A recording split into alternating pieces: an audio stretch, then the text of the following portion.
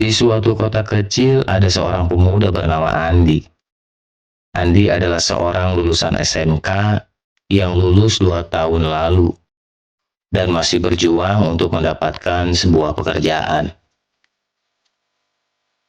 Meskipun sudah melamar ke berbagai tempat, tapi keberuntungan belum berpihak padanya. Sejak kecil, Andi adalah tipe anak yang suka bekerja keras. Ia melihat kedua orang tuanya yang pedagang kecil selalu berjuang, dan sejak saat itu Andi bermimpi ingin punya bisnis sendiri. Baginya memiliki usaha sendiri adalah cara untuk bisa mandiri dan membantu kedua orang tuanya. Andi selalu ingat kata-kata ibunya. Kalau kamu punya mimpi, gapai mimpi itu dengan usaha keras dan doa. Namun masalahnya Andi hanya memiliki modal 5 juta rupiah. Uang hasil kerja serabutan yang ia kumpulkan dengan susah payah.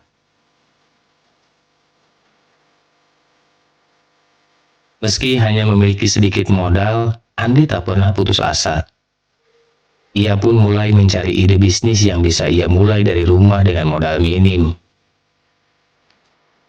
Setelah mencoba mencari berbagai ide, akhirnya Andi menemukan beberapa pilihan usaha yang bisa dimulai dengan modal 5 juta. Kalau aku berhasil, aku bisa bantu orang tua, dan mungkin suatu hari bisa mengembangkan bisnis ini lebih besar lagi.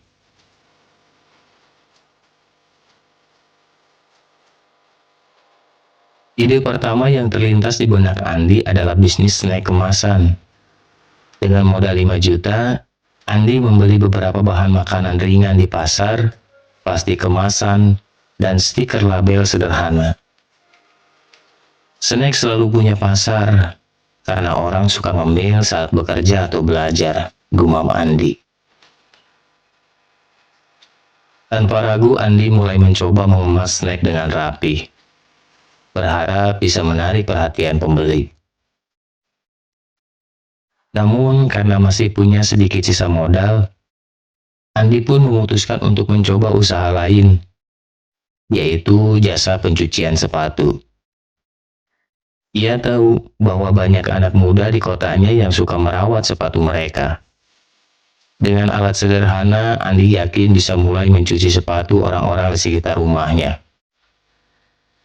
Setelah semua siap, Andi pun mulai mempromosikan produknya di media sosial. Awalnya ia sempat ragu, namun ia memberanikan diri untuk memasarkan usahanya. Aku nggak tahu apakah bakal ada yang beli atau enggak, tapi aku harus coba.